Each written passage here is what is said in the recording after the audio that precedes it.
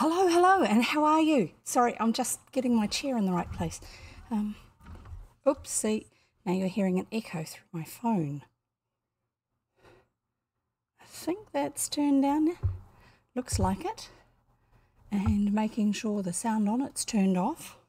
Not just turned down, but alerts and things like that. Trying to get my chair in the right place. Why is it different? Oh yeah, and I've got that weird thing going on with some bits grey in the background. And the back of my chair is a slightly odd dark green colour because it actually is dark green. It's a t-shirt over the back of my chair because my chair is vinyl and too hot. And apologies to anyone who's in the northern hemisphere and it's currently too cold. But here, it's summer.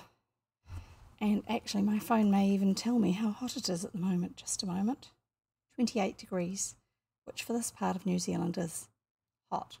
And we also have reasonably high humidity. Yes, let's see if it'll tell me how much our humidity is at the moment.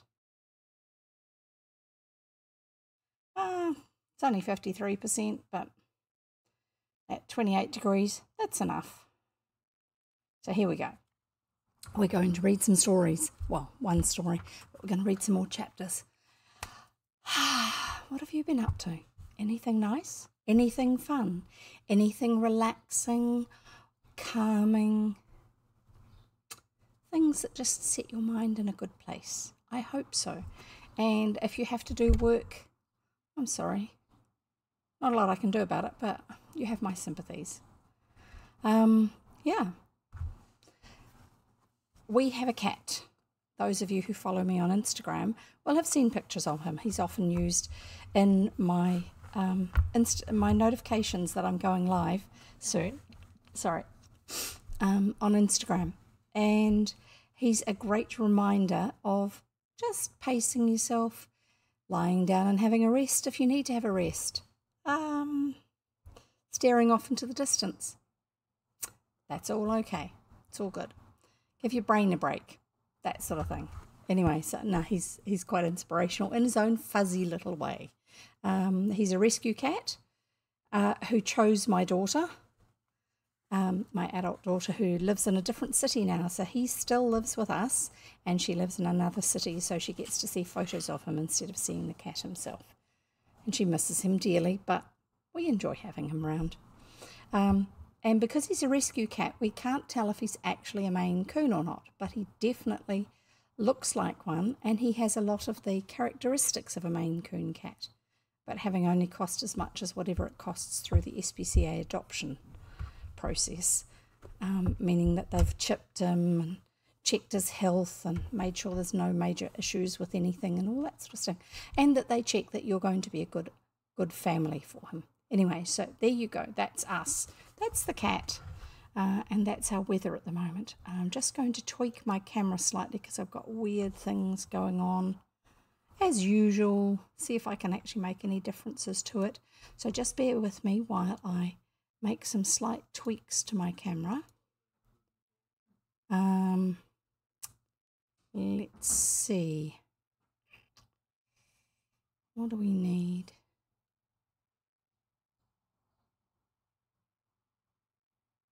That kind of helps a little bit with that, doesn't it?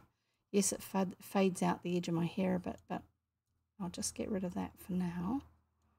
And then see if we can do anything here. Ooh, I think that makes me a little bit too grey. That will do for that. And just soften the edge slightly, so it doesn't sparkle around the edges quite so much, I hope. That will do. That will do. You're not here to look at me, you're here to listen to the stories, aren't you? Just nod and say yes. Go on. Anyway, so, hi, if you're new here, I'm Jev. I read old-fashioned children's stories, such as the one we're currently reading, which is called A Regular Handful. I usually say that I read out loud the books that I read when I was growing up, and also my parents read and my grandparents read. I have read their books. In fact, I'm doing so now. This particular book was given to my grandfather in 1929 when he was 11. And he's read it and he's read it multiple times, and my father has too. He quite enjoys the humour in it. So there you go, just to prove that I do. I read books that my parents and my grandparents read. And they're more like bedtime stories than audiobooks, because in audiobooks they don't interrupt what they're reading to tell you about something else or to explain something, unless the author wrote it that way. And I make mistakes and I get lost on the page every time. Every time. I have weird pronunciation. If there's an accent going on, it will shift. It will shift from Yorkshire or Scotland to Cornwall, Devon, something made up that's not actually a proper accent, any of that sort of thing. So I try not to do accents if I can help it. Generally, like in this book, there's a little bit of a difference between the kids and the lady who's their housekeeper. She was a working class lady. The way her dialogue is written, it has a slightly different intonation to it and accent to it. So there will be a little bit of that difference, but that's just to help you to pick who it is that you're listening to in the story. So there you go. Depending on where you're looking at this, whether it's on Twitch or YouTube, please follow me, subscribe or like, depending on what suits where you're watching.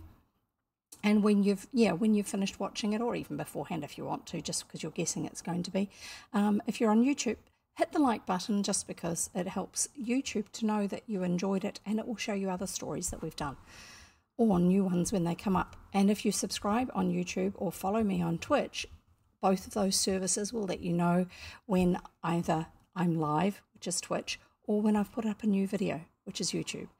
And I've just queued up a bunch more of the ones that we've already done on Twitch on YouTube to be released about 2 weeks after I read them live on Twitch.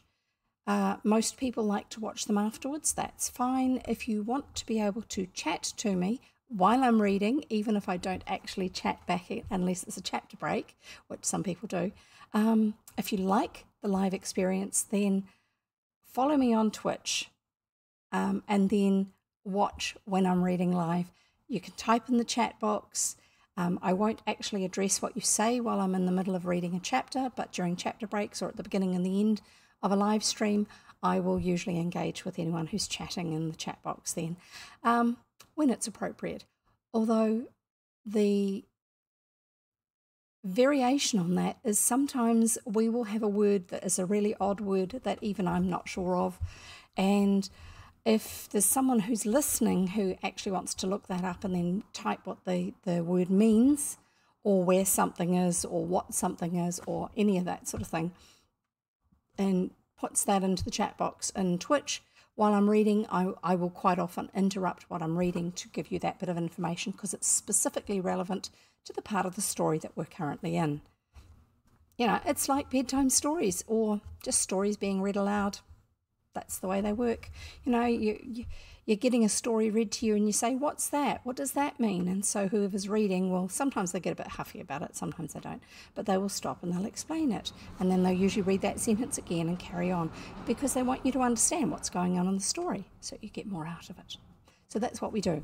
The only suggestions I have otherwise are, please make sure you have something to drink, because otherwise you get dehydrated, especially for me in this climate. At the moment, the temperature we've got at the moment. Sorry, just trying to take the lid off my bottle so I don't try and have to do it later. Have something to drink, have something to snack on, so you can listen for longer, and somewhere comfortable to sit.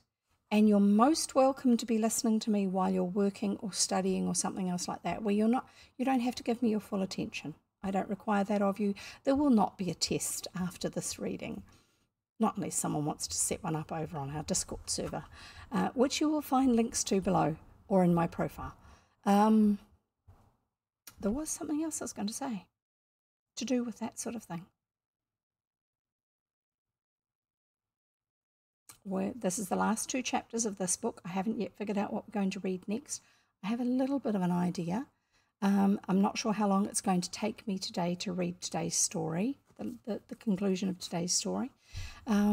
We may or may not go into our next story. Probably not, just because of the overlap in timing. There was something else. What was it? Explanations, chatting. Oh, yes. So the technical term, if you're not used to it for being online, when you are watching something and it's live and you're not actually directly interacting with what's going on, such as on Twitch, and I'm only explaining this because I do get viewers who are new to this thing, is called lurking. And in this context, lurking is all good. And if you would like me to know that you're lurking, I may actually mention you or may not, but if you type in exclamation mark, that's the stick with a dot under it, and then the word lurk, L-U-R-K, immediately after it, no spaces, into the chat box, it will then tell me that you're lurking, plus anyone else who's watching, and probably say something else about lurking, just that it's all okay and I don't mind. But if you don't want me to say anything about it, don't do that. Don't type lurk. Just do it. Just lurk without telling me. Anyway, whatever. Doesn't matter. We're going to read the story. So I'm Jev. I'm reading a Regular Handful by Jennie Chappell, and I'm looking across in that corner of my screen because that's where the title is written to remind me so I get it correct. A Regular Handful by Jennie Chappell, and we are reading at the moment chapter 11, Hannah's Great Mistake. We're going to have to read and find out. Hannah's the housekeeper. Hannah staggered into the parlour and dropped into the nearest chair. Oh, that's right, because it was Sunday. The children were staying home while she went to church in the afternoon. Hannah staggered into the parlour and dropped into the nearest chair. "I've done it," she said. "The Lord forgive me. I've saved you, but I've told a lie." "Oh, Hannah," said Ruth in real dismay. "How was it?" Leslie said nothing. He thought he knew. "It's the first I've ever told to my knowledge since I was that high," the good woman went on, holding her hand about 3 feet from the ground. "I feel as if my lips was all blistered. I pray it mayn't be laid to my charge. I hardly knew what I was saying, but I put him off the scent." "Was it a policeman?" asked Ruth in an awed whisper. "No, just like a gentleman, plain clothes officer most likely. But of course I knew in a minute what he was after. He stepped up to me just as I was turning the corner off of the high road. 'Is this Laurel Villas?' he says to me, quite civil-like. A very nice gentleman he was too to look at, sort of brown and seafaring." Someone who's been in the sun a lot. "And he had a nice plausible way with him and all, but of course that's their business. I was quite took in for a minute and I says, 'Yes, sir.'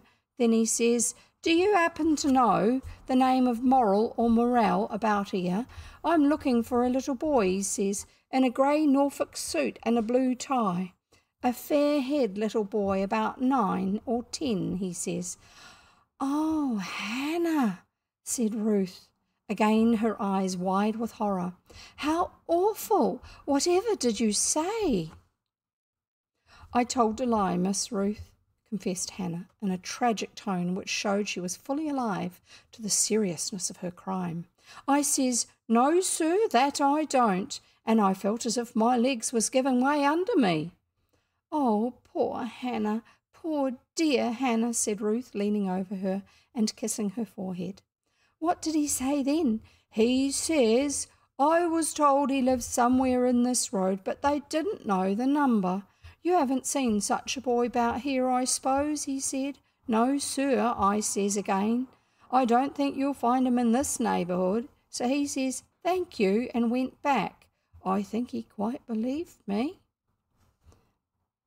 And Hannah gave a great sigh, whether of regret at what she had felt compelled to do, or of relief at its apparent success, would have been difficult to say.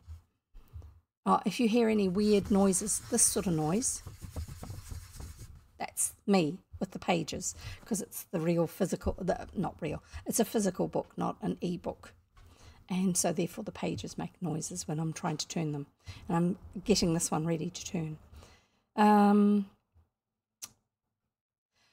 Or relief at its apparent success would have been difficult to say. "I wonder how he got to know so soon, all about the money being found and who it was that told him Leslie's name and all," said Ruth, looking puzzled. It does seem very quick, doesn't it? You see, it only happened yesterday afternoon. Old things soon get about, said Hannah vaguely. They couldn't have told him at the baker's, said Leslie, because they know our number well enough there. Well, it was somebody who knew you anyhow, said Hannah, for whoever it was had described you all right, fair hair, in a grey Norfolk suit and a blue tie. I'm going to have to write down Norfolk suit so I can look it up and find a picture and put it on our Discord server because I'm intrigued. What is a Norfolk suit? Obviously, it's an outfit that a little boy used to wear in this Edwardian era. I do have a feeling, though, that we might actually see a version of it that's in the book before we get to the end of the book. Norfolk suit. Oh, that's another thing that I sometimes mention is you might want to have a pen and paper handy or a pencil and paper handy to write down anything that you want to look up. When you're not concentrating on the story, you can look it up and even put it in our Discord server, which the link is below. A Norfolk suit and a blue tie. But you hadn't got your blue tie on yesterday, said Ruth. It was the black and red check. You haven't worn your blue one for nearly a week.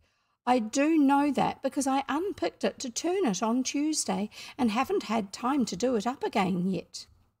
Now, I'm going to interrupt yet again. To turn a garment or a sheet or something means, in this context, if it's his tie, because they're made out of fabric, which is all one piece, and the edges are brought in and sewn together to make them into a tube. Okay, so to turn it, you undo that seam and you turn it back the other way so the fabric goes, so it's joined this way and these pieces are sewn together. So instead of this bit being the outside, the inside then becomes the outside, and then it is not so worn out. So if it's a woven fabric with a woven pattern or plain, then you can actually turn it inside out and it looks like fresh material, fresh fabric. That's one of the ways of turning something that is a fabric thing. And it was a way of saving money. Remember, the family are not well off at all. That's why Mother is working herself so hard. Not that she is at the moment, because she's was looking after her mother and now she's ill. But before that, and that's why she's ill, is because she's been working so hard. So I unpicked it to turn it on Tuesday and haven't had time to do it up again yet. Oh, well, said Hannah, it's easy to make a mistake like that, and it's plain enough to my mind who he was after and what he wanted him for. There ain't likely to be two fair-haired boys named Morell and grey Norfolks in this part of London anyhow. If Leslie could only go of his own accord and give up the money to the person it belongs to and explain all about it, everything would be put right, I should think, said Ruth. Nobody would be hard on a little boy who owned up, would they? But you see, we don't know who that is, said Hannah. Not even who the house belongs to. Sorry, moving my chair, getting comfortable again. We don't even know who the house belongs to, and I don't know who would tell us. Ruth's bright mind was working. Although so much younger than the servant, she had the immense advantage of education, which was not uncommon in that day and age, that people of the more working classes didn't get educated as far. They would have had a basic education at this stage because that was a done thing, but that would not go above being able to do simple reading and maybe some basic numbers at the time. Sorry, there you go, just because of where I'm sitting. That's how life was. And yes, one day I will get around to fixing the lighting that's on my green screen so we don't have the weird grey bits behind me. Doesn't matter.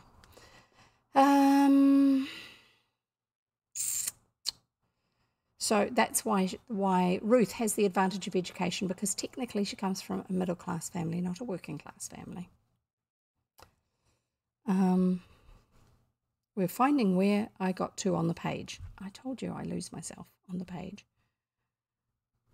Ruth's bright mind was working. Although so much younger than the servant, she had the immense advantage of education. She had nearly read that again. I'll tell you how I think we might find out, she said in a minute or two. There's sure to be the name of somebody on the house to let board because this house has been available to be rented for quite some time. Where you are to apply to for the keys or something, there always is. They could tell us who the landlord is, and he would know who were the last people who lived there. Yes, and he'd go tell the police, whimpered Leslie, who had been terribly frightened by the story of Hannah's adventure.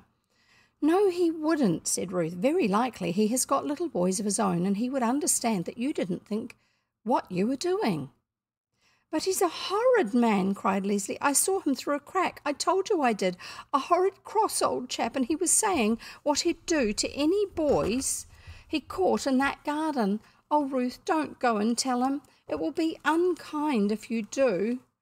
Oh, dear, said poor little Ruth. I do wish we had somebody to advise us what would really be the best thing to do.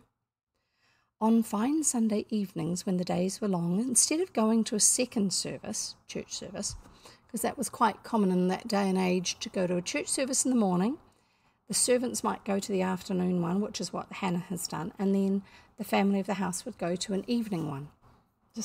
You didn't have fun on a Sunday. That was the thing. Even when my father was a kid, when he was little, because of the grandparents that he had, you weren't allowed to play on a Sunday. Because their family was right by the beach, you were not allowed to sail a boat for the fun of it on a Sunday. Now, there's another family who lived over the hill, and they were on a farm, and so because they were on a farm, they were not allowed to ride horses on a Sunday. And that's where the clue is.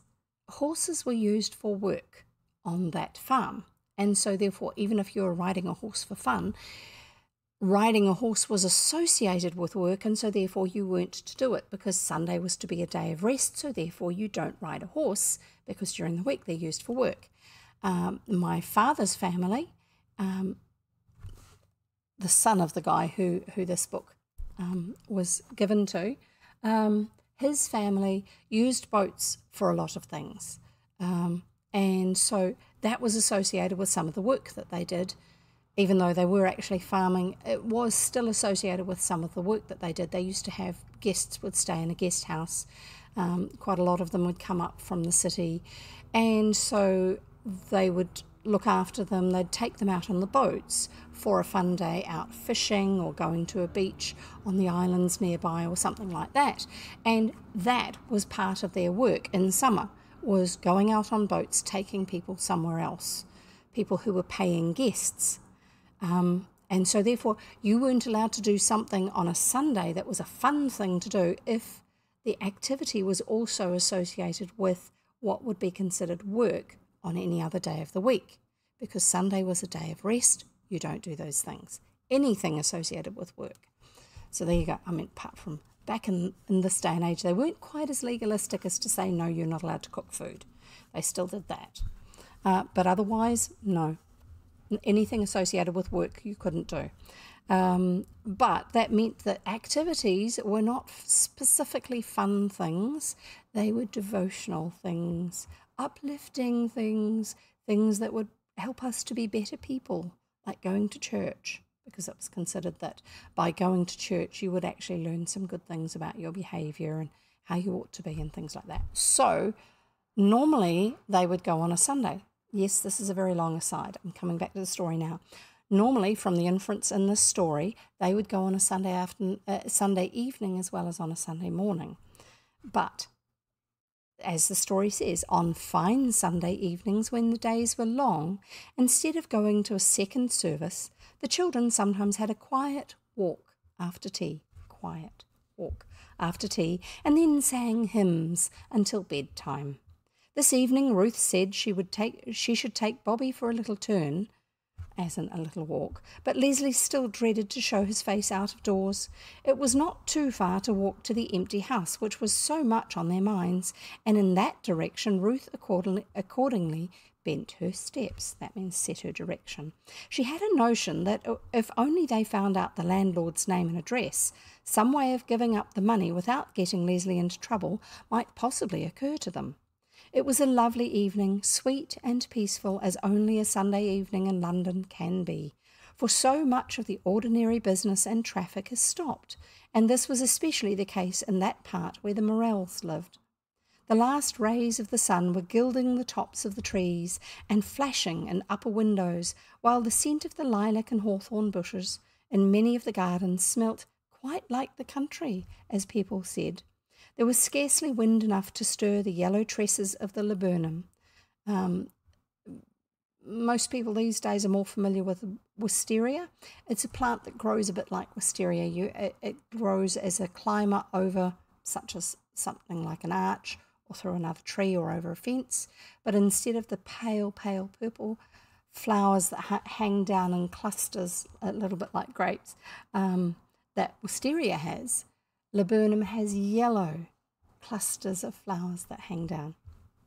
And it's very much, in England, it's very much a thing of summer, spring and summer. And it's because their winters can be so grey, it's a heart-lifting thing when you get this lovely, warm, cheerful, sunny yellow colour after having the grey of the winter months. Laburnum, finding the laburnum. There was scarcely wind enough to stir the yellow tresses of the laburnum, and the bedtime twitterings of the birds was the only sound that broke the stillness. All at once, from a church tower nearby, there floated out the sweet sounds of a hymn tune played upon a peal of bells, and the children stood still in rapt delight to listen. All day long, through all her trouble and fear and the heartache about her dear mother, Ruth had kept thinking, "Oh, if only we had a father to take care of us all." To have a father meant, in her mind, everything one could imagine of strong and brave protection and wise and tender love, everything that, for as long as she could remember, she and mother and Leslie had so much needed and so sorely missed. Because in this day and age, in her day and age, it was not normal to not have a father there. And this is what the bells sang. O Lord, how happy we should be if we could cast our care on Thee, if we from self could rest, and know that heart, that one above, in perfect wisdom, perfect love, is working for the best. And so those are the words that go with the hymn that was being played on the church bells. All through the verses, for Ruth knew them well, through to "Sure that the Father who is nigh to still the famished raven's cry will hear in that we fear." And as the beautiful bell music sank, and the tenderness of that golden evening time deeper and deeper, with the tenderness of that golden evening time deeper and deeper into the child's spirit, there somehow came with it the comforting certainty that God in heaven would surely be a father to them all, and take care of mother, and bring them out of their present trouble into safety and happiness again. The birds and the lilac bushes all helped. She could not have told how, and so did Bobby's face as he gazed up at her, smiling and listening, with the look of a seraph in his big blue eyes. When the chimes ceased, Ruth took Bobby's hand and tripped away with her heart full of new confidence and hope. That use of the word tripped is a light-hearted step, light-hearted walk, almost a skip. This was strengthened by the thought that she was taking the first step toward restoring the money, and that was a right thing to do. A quarter of an hour's walk brought them to Harcourt Grange, which was the name of the empty house where Leslie's unlucky prank took place. For 2 or 3 years past, a "to let" board had been a familiar object to all passers-by, leaning over the wall between the trees, as if looking out for the tenant who never seemed to arrive. To let. A house is available to be let. When you let something, in this context, it's when you're going to rent it to live in it and use it for a time. You're the owner letting it out to somebody else, or you are the person who is going to be staying in it. I don't know what the terminology is where you live, but that's what it is in England and even parts of New Zealand. Another larger one waited for inquiries with more dignity inside the great front gates signs. But now when Ruth depended on one or the other of them proving a friend in need, neither was to be seen. The watcher by the garden wall had gone away, and the other lay flat on its face in the rank grass of the neglected lawn, in despair, one might suppose, of anybody ever stopping to attend what they had to say. But the truth was that the gentleman whom Leslie had seen talking to the owner of the house the day before had, ere he parted from him, agreed to take the Grange, and the business of the notice boards was forthwith at an end. This was a great blow to Ruth, as it seemed to shut with a slam the one door of escape which was open to them. She was afraid that if they tried to find out what they wanted to know by asking anybody, suspicion might soon be aroused and awkward questions ensue. She walked round the wall of the Grange to the postern gate of which Leslie had spoken. It was, as so often before, a little way open, and she ventured to peep inside. All was quiet and deserted as usual, and the pointed roof of the fateful summer house could just be seen among the shrubbery bushes. At that moment, Ruth wished with all her heart she had got the money with her. It seemed as though it would be quite easy to slip in and put the packet back just where it was before and slip out again without being seen by anybody. At any rate, she would have risked it. "And it's what I will do tomorrow, Leslie," she told her brother when she reached home again. "We'll get Hannah to make up the 3 and 6pence for us. I know she will. And we'll save it up and pay her back afterwards. Sorry, itchy nose. We want to get the dreadful money out of our hands, don't we? And that is quite the best way."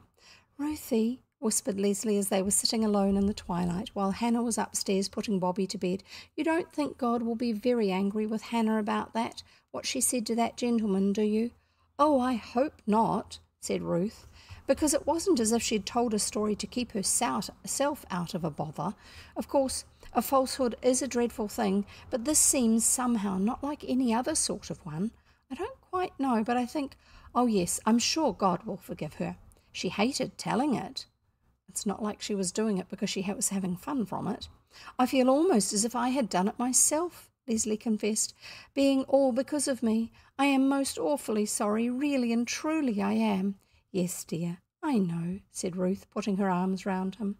And Hannah knows too, but when we've put the money back where it was before, everything will be all right, and nobody can do anything to us, and we needn't be afraid any more.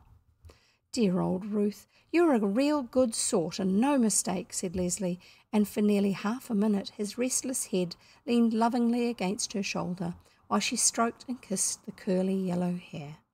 Ruth got up very early next morning, having arranged with Hannah overnight to get rid of that terrible burden of the stolen coins before breakfast. But as she stood in the kitchen buttoning her boots while Hannah laid the fire, Leslie, to her surprise, came clattering down the stairs. I'm going back with that, he announced, wrestling with his collar as he spoke. Collars were a separate item that were attached to your shirt, and therefore, because you couldn't keep them stiff and upright the way they used to wear them, if they were just normal fabric. Yes, you could starch them, but it's a hang of a lot of starch to get them looking. So they actually had some other ones that were removable and dealt with differently. They wouldn't go through a normal wash. They wouldn't go through a wringer, which would wreck them. I'm going back with that, he announced, wrestling with his collar as he spoke. You don't suppose I could let a girl do it, do you? Nobody but himself knew, though Ruth might guess, the struggle it had cost the boy to make up his mind to this. No, I said I would, said Ruth, and I mean to. It wouldn't be so bad for me to get caught there. Supposing anybody saw me, as bad as you, because I didn't take it, and I could say so. Perhaps they wouldn't believe you, said Leslie, and I'm nearly sure you couldn't anyhow reach up to the place where it was hidden. I should have to climb. Anyhow, I'm going, said Leslie. I should always feel as if I'd sort of hid behind you and let you get hit instead of me if I didn't. I'm going too, then, replied Ruth. We'll do it together. So they set out in the sweet morning air, hand in hand, Leslie tightly clutching the horrible packet inside his knickers pocket, and both their hearts beating with excitement. Now, knickers, we learned in the last chapter, I think it was. No, not that one, this one. In the last chapter, there he is, they're walking down the road together. That's what I said about, I thought what they meant by knickers was what we would now call knickerbockers, where they're trousers that are cut short and then kept in tight just below the knee. Common for Edwardian boys from the Edwardian era, which is the era after the Victorian era and before the period of the First and Second World War and things like that, which is where clothes and society changed greatly. And I would say, looking at what Ruth is wearing, very definitely an Edwardian period, that type of clothing. Those are her boots. They go halfway up the lower part of her leg. She would have been doing up the buttons. There's a line of buttons that goes down the side, not right around the side, but sort of halfway between the side and the front. And that's how you can put your foot in and then have them fitting snugly. So that's what her buttoning was. And also note the big hat with a bow or something on top and lots of frills and ruffles in her dress. Girls dressed very differently then to what they do now. So there you go. You can look at the picture while I'm reading some more. And yes, weird bits going on at the bottom of the picture. Sorry about that. I'm going too, then, replied Ruth. We'll do it together. So they set out in the sweet morning air, hand in hand, Leslie tightly clutching the horrible packet inside his knickers pocket, and both their hearts beating with excitement. In the high street, the postman was already out upon his first delivery. We shall have our letter about Mother when we get back, said Ruth, and for a minute felt quite sick with fear of what that letter might contain. Because I think she's aware that there's a little bit more going on with Mother's health than what they have actually been told. But the day was young and gay, the sparrows were twittering merrily, and the sun shone brightly upon the milkman's glittering cans. You didn't get milk in a bottle from the supermarket, because they didn't have them. You didn't even get milk in a glass bottle from the milkman. You actually got the milk ladled out into your milk can or jar or pot from the milkman's cream cans or milk cans on the back of his cart. Look, we used to have some cream cans actually, because in my grandfather's time they used to farm some cows and milk them. And actually I think my father used to help with that a little bit too, but they weren't doing it the same way by then.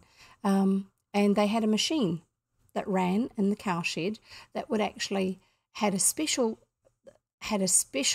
mechanism in it which spun the milk around so fast that the milk and the cream separated from each other, and then they were put into separate containers, and the cream was sent to the nearest city from us and turned into butter. So there you go. And they would use the separated out milk part of it themselves, and also if it was too much they'd give it to the pigs. And it was one of the feed types that was used for the pigs a long time back. Anyway, carrying on. Oh, yeah, because in those days you had to do all your own pork chops and bacon and things like that too. Nearer to this time period that these children are in. The milkman's glittering cans, highly polished, to keep them clean. Everybody who was out seemed lively and bustling. Even the tramcar horses looked fresh and cheerful, and the children's spirits rose with every step they took towards the act of restitution they had resolved to make. They went rather a long way round to the Grange, because at one point in the road Leslie caught sight of a policeman in the distance, whom nothing on earth would have persuaded him to pass. He's still feeling rather awkward about it. He knew that policeman would see the instant he set eyes on him that his pocket was crammed with stolen money. He was in such a panic for the moment, indeed, that if Ruth had not clutched him tight, he would have turned and fled. Thus they did not pass the main entrance, and could not guess that there, snorting and throbbing with impatience to be off, stood the very motor car which Leslie would have remembered so well. At length the grey fence and the shrubbery trees above it came in view, and at last the gate itself. And the gate was shut. This is the postern gate. This is the small gate round the back. The gate was shut, latched. They couldn't open it. Fast shut and bolted on the inside, since Ruth was there the evening before. Oh dear. The children looked at one another in dismay. What shall we do? Said Ruth. We can't take it all the way back again. I know, said Leslie. Come on. He started off round the corner of the fence to a place which he knew was the nearest he could get to the summer house. You can't climb. You mustn't climb, said Ruth in a terrified whisper. I ain't a mug, rejoined her brother. He looked cautiously round. There was nobody in sight. That's that shot there. That's the caption on it, is he looked cautiously round. There was nobody in sight. He quickly withdrew his hand from his pocket, threw his body backwards, gave a wide swing to his arm, and the metallic ring of a shower of coins scattering upon the gravel path inside the enclosure told that his hated lucky find was out of his keeping and off his conscience at last. So he threw it over the fence or over the wall, whatever it actually was. He threw it as hard as he could, and the packet fell apart, obviously, and the coins went everywhere. And that's the end of that chapter, and I really need a drink of water. You can quickly go off to the loo if you need it, or get yourself a drink of water if you haven't already got one, or anything else you need. And then we'll start reading again.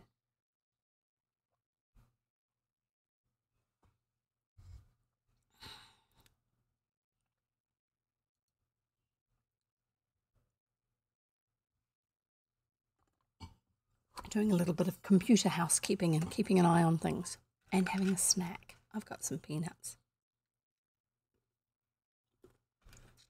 What have you got for your snacks today?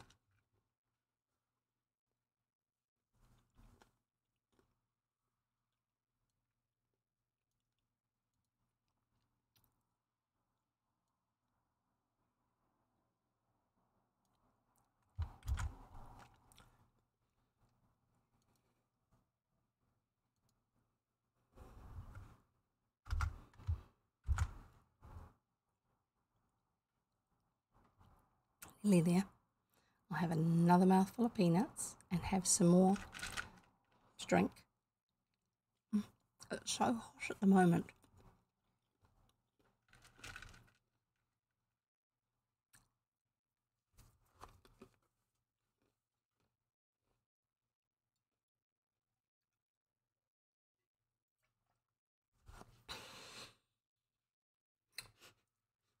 Making squeaky, slurpy noises and splashing the water in my water bottle. Sorry. I keep forgetting the microphone's right there, and that's where my noises are.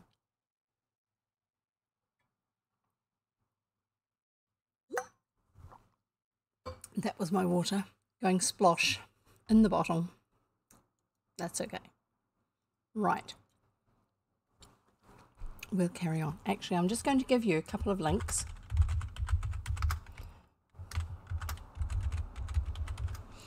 Right, so the two links I'm giving you, the first one I've given you already is my Discord server. You're welcome to come and join us over there. It's very, very quiet, which is fine. Occasionally we'll talk about what our next story is going to be, or if we've ever seen a TV or a movie version of one of the stories we've just had, or we're maybe even partway through.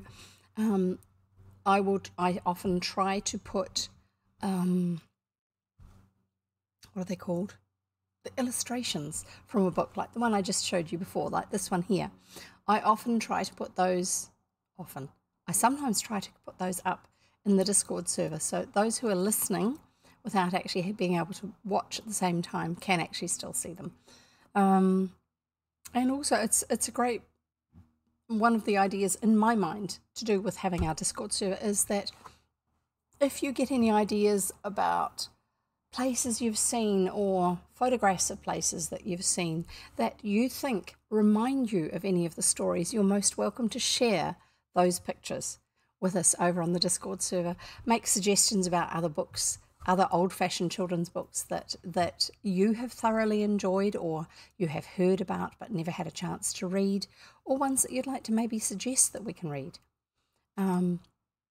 So we had A Little Princess. That was one of the ones that one of our listeners actually suggested, which I remember the story. I remember having read it previously as a child or a teenager, but it wasn't one of the ones I'd remembered when I was first thinking about reading out loud. And I read another book by the same author too, and we often do that sort of thing. So you're welcome to join us there. I probably will have to, you may have to agree to something in terms of behaviour to be able to join it. You can use the link. Discord, Twitch and YouTube are all free if you use them at the level that we're using them.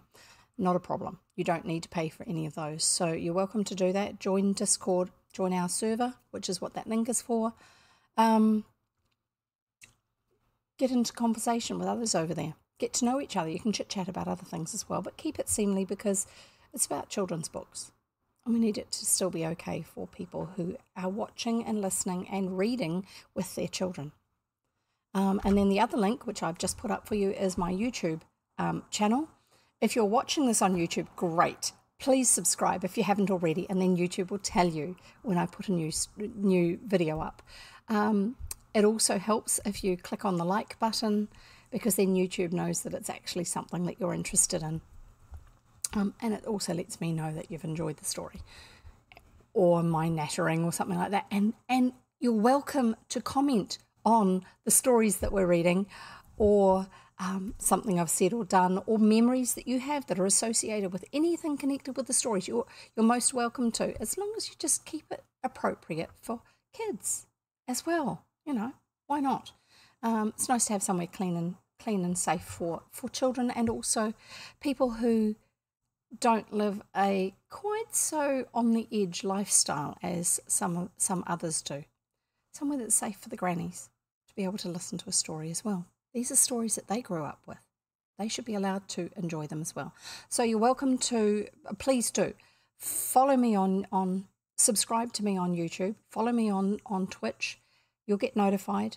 And over on YouTube, the stories that I read here on Twitch get put into playlists, so you can actually listen to a whole book about 2 weeks after I've read them, and they will come one at a time, usually on about the same day of the week that I was originally reading it on, but 2 weeks later. So you will get a video every Monday, Wednesday, Friday over on YouTube. So they're not released all at once as a full playlist. They're just added to, and then you can listen to the whole thing. And if you've missed a day because you've been away and you haven't had a chance to actually listen to it, and it's too late to be able to watch the replay over on Twitch, you can then catch up on it on YouTube. Not a worry. Anyway, we're going to have now our last chapter of this book. And I will decide, not today, although if you want to make suggestions in the chat, I will consider them, but I will decide before we start reading next time, which is, for me, will be Friday, the 21st of January 2022, I will decide what we're going to read next time. Possibly a sequel to one of the other books that we've already had. Okay, so I'm Jev. I'm reading A Regular Handful by Jennie Chappell, and this is the last chapter, chapter 12. Birthday candles at last. That sounds hopeful. Yay. Oh, just in case you're wondering, it is a happy ending story. It's that sort of story. It's one of the reasons I like old-fashioned stories, is I don't always like things to be super realistic and hard and gritty and horrible, hard disappointment. That's why we carry on with these. Chapter 12, Birthday Candles at Last. That's a good riddance, said Ruth with a sigh of relief, because they've just thrown the coins over the fence. I'm so glad. The people who are going to live there will have to find out who it belongs to. We've done with it. Now let's fly home and see if the letter has come. Yes, we've done with it, and jolly glad I am too, said Leslie. Nobody can come after me about it now. He boasted just a little too soon. At that very moment, as they were again passing the closed gate, it was hurriedly opened from within, and a gentleman looked out. He was wiping his forehead with a handkerchief on which was a scarlet stain like blood.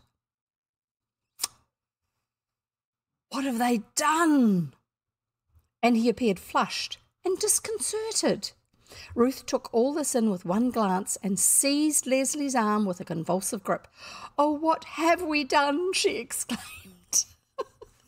Leslie gave one glance behind him. The gentleman was striding towards them. He twisted himself from his sister's grasp and bolted.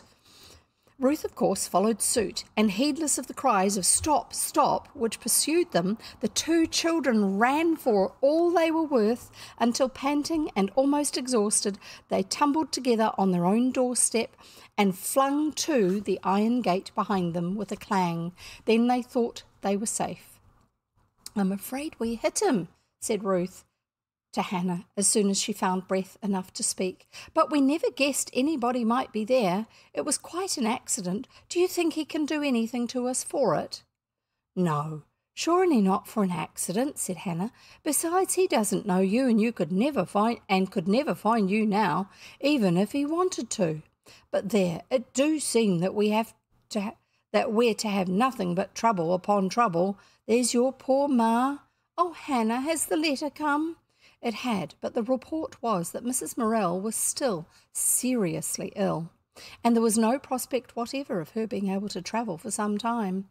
This was a sad disappointment for the children, who had been confidently expecting to hear that their mother was better and coming home in a day or two. She sent her dearest love to them and begged them to be very good and to do everything that they knew she would wish them to. That was all. At least, it was all that Ruth and Leslie heard. The letter was addressed to Hannah, and she would not show it to them. But her eyes looked as if she had been crying. Directly after breakfast, Ruth asked for a piece of fresh lemon and went and took a full spoonful of her cod liver oil, which she had been forgetting nearly all the previous week. It was the only thing she could think of to do for her mother's sake just then, because they meant to be having their cod liver oil and vitamin C, so I'm thinking that's what the lemon is for. Unless it helps to eat the cod liver oil, I don't know.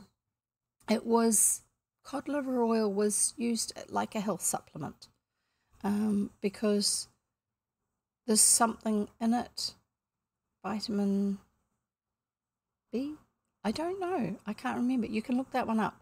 Yeah, it was a health supplement, especially for children or people who were poorly. There's another old-fashioned English word.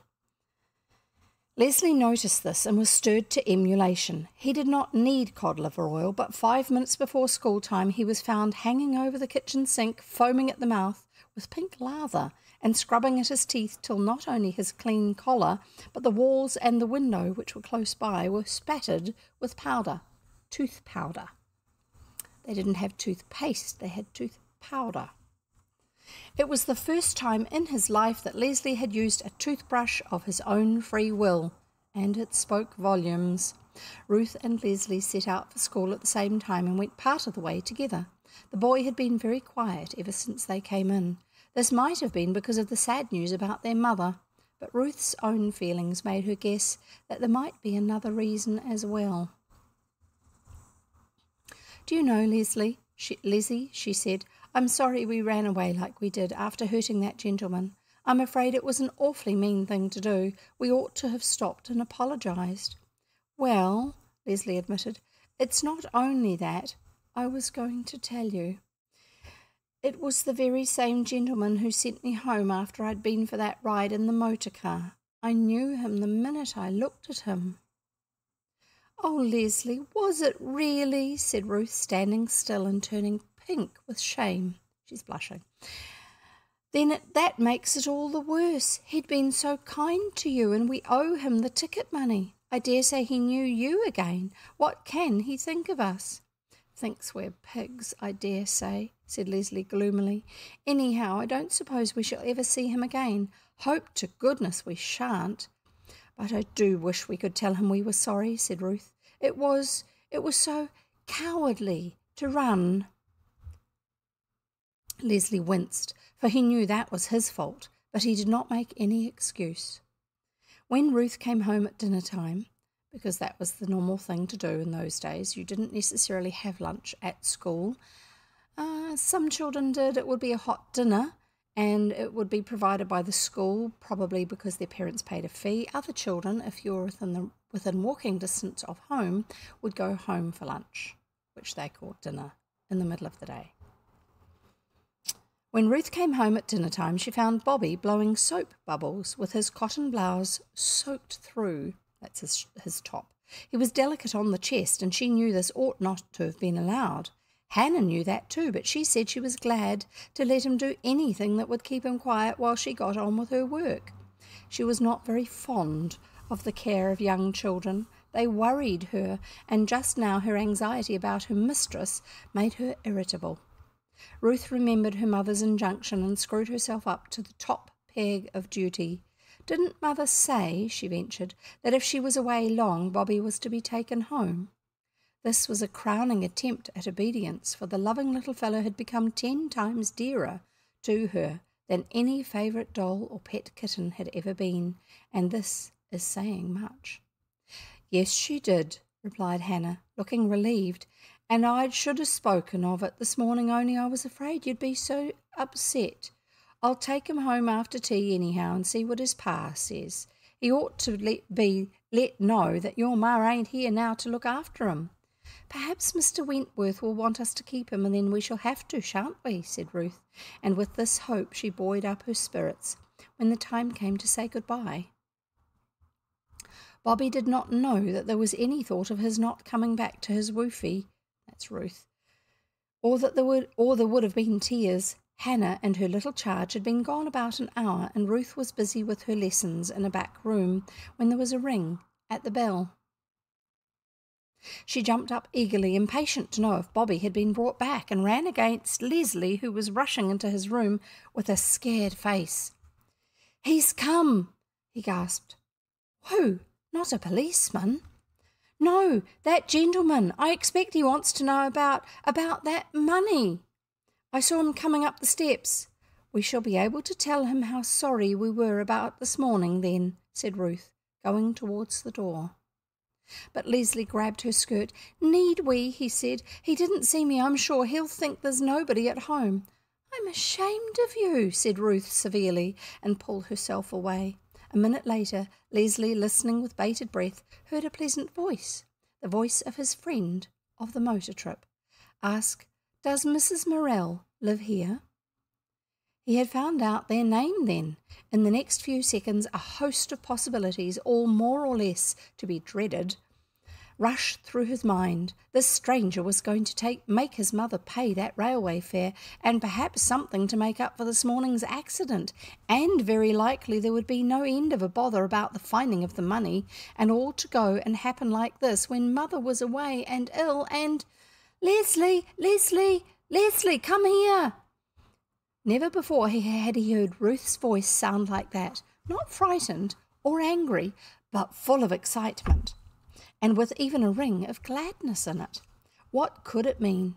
Leslie went to the room into which his sister had invited the visitor. The latter came forwards towards the boy as he entered, and putting a hand that seemed to tremble a little upon each of his shoulders, drew him into the full light of the window. "Yes," he said, "yes, it is a wonderful likeness. I see it more now than at first. Leslie," and the stranger's voice was full of suppressed feeling, "Leslie, my little son, I am your father." Not Luke, no. When Hannah came back about half an hour later and let herself in with the latchkey, she was surprised to hear voices in the drawing room. That's a special room that you don't just spend time in when you're a child in the house. Putting her head in at the open door, she beheld a spectacle at the sight of which you might, as she expressed it, have knocked her down with a feather. A strange gentleman, whom, however, she at once recognised as the same whose inquiries she had baffled with that soul-burdening falsehood, sat on the sofa. Ruth, shy but radiant, stood silent by his side within the circle of his right arm. Leslie, crimson, chattering and excited, sat upon his knee. They both rushed at her with one accord. "This is our father! He's come home! He isn't dead a bit!" they cried. "And he's going to see Mother tonight. He'll be there tomorrow." as in he's leaving tonight. He'll be there tomorrow and he thinks it will make her quite well. Hannah dropped into a chair. "You must excuse me, please, sir," she said, "but my legs feel like jelly. And to think of that lie I told you, sir, which I shall never forgive myself for to my dying day. I should never have known you, sir. That beard do alter you so from what I remember, but you must have known me, sir." "Time has changed us both, Hannah," answered Mr. Morell, not liking to say that the good creature had grown so stout and turned so grey during the years that had passed that he had not felt at all sure about her. "I fancied at first that I did, but you so earnestly denied all knowledge of anybody named Morell that I was forced to conclude I was mistaken." "Oh, dearie me," ejaculated Hannah, lifting up both eyes and hands. "Only to think of it!" The four never ceased talking until it was time for Mr. Morell to leave to catch the midnight train for Scotland. He knew that the news that he was alive and well would be the best possible tonic for his sick wife, and he was impatient to be with her. It's been a long time since he's seen his wife. The story he told them, which we must make as short as possible, was that shipwreck and misfortune, long imprisonment in the impassable ice and snow of the Arctic regions, resulting in a sickness almost unto death, and temporary loss of reason, followed by months of wanderings among people to whom communication with the outer world was unknown, had prevented the explorer's return to England until he had been for several years mourned as dead. By that time his widow and children, one of whom he had never heard of, because she hadn't yet had Leslie. He was born 3 years after father had left. 3 months, not years. 3 months after father had left. She was 6 months pregnant when her husband had gone away on this adventure.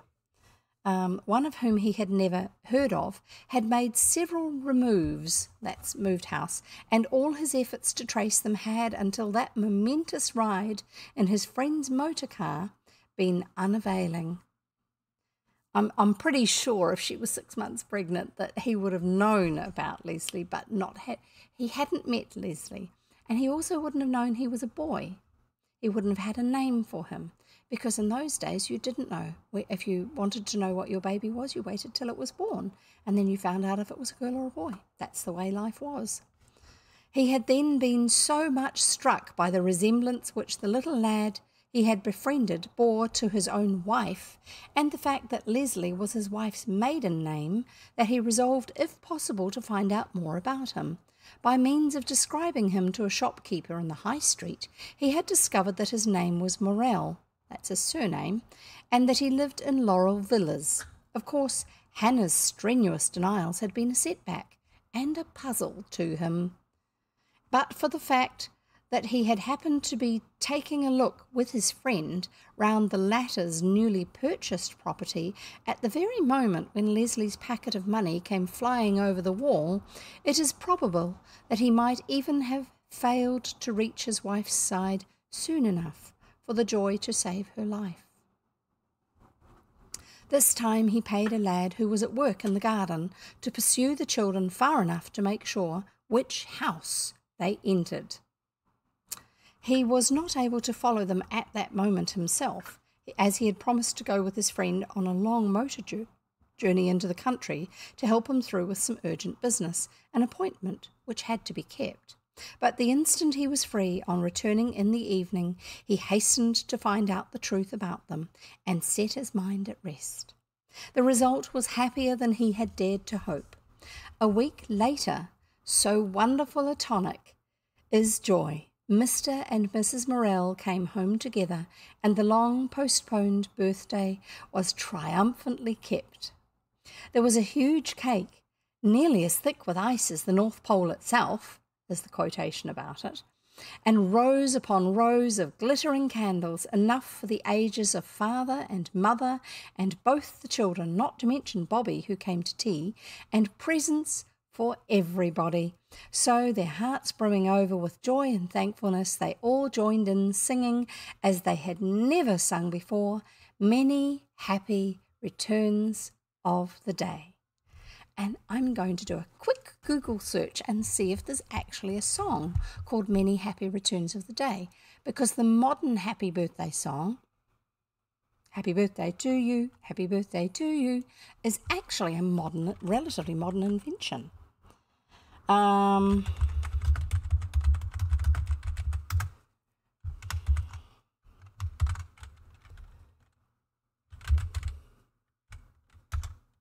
Stay there. Unless you have to go off and do something, then that's okay.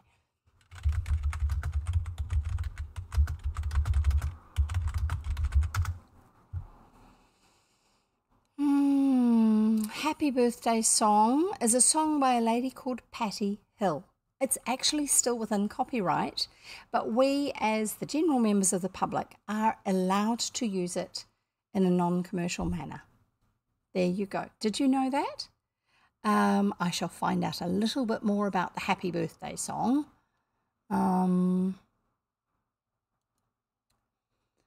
Happy Birthday to You, also known as Happy Birthday. Song traditionally sung to celebrate a person's birthday. According to the 1998 Guinness World Records, it is the most recognised song in the English language, followed by For He's a Jolly Good Fellow. The song's bass lyrics have been translated into at least 18 languages. Wow! The melody of Happy Birthday to You comes from the song Good Morning to All, which has traditionally been attributed to American sisters Patty and Mildred J. Hill in 1893, although the claim that the sisters composed the tune is disputed.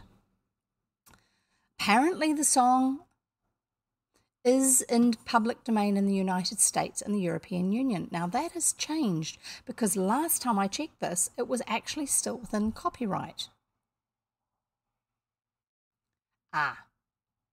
Warner Chappell Music had previously claimed copyright on the song in the US and collected licensing fees for its use. So that's for, like in movies and things like that. Anything commercial, they had to pay a copyright fee for. In 2015, the copyright claim was declared invalid, and Warner Chappell agreed to pay back $14 million in licensing fees. That's a lot. No wonder they were claiming copyright. They wanted some of that money. So there you go.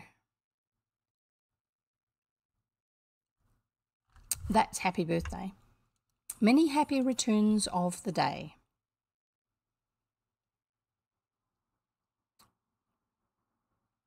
I'm just going to have a look and see if I can find out a bit more about it.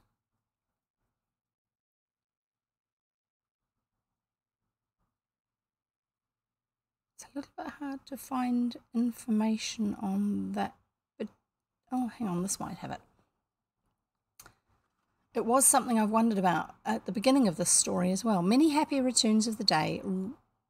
Music was written by Joseph Burke, and Al Dubin wrote the lyrics. The version of the lyrics I'm going to read out to you were recorded by K. Starr in 1947. Many happy returns of the day, and there isn't much more I can say. I recall with a tear, you've been married a year, but still I wish you love with a heart that's sincere. I won't bring any presents to you, I give you... That doesn't sound like it. I wonder if it's another one. I don't know. I'm going to have to listen to several versions that are online and see if I can find out a little bit more about it. How odd. Lyrics.com says the search results for many happy returns of the day. They have found 111 lyrics. I think there's a few versions of this. I'm going to have to do a little bit more research. I'll put the results over on Discord. And that means you don't have to sit around here listening anymore. You can go off and do whatever you're doing. So, thank you very much for listening. It's been great having you here with me, and I hope you have a wonderful time between now and the next time we meet. Look forward to seeing you then. Bye.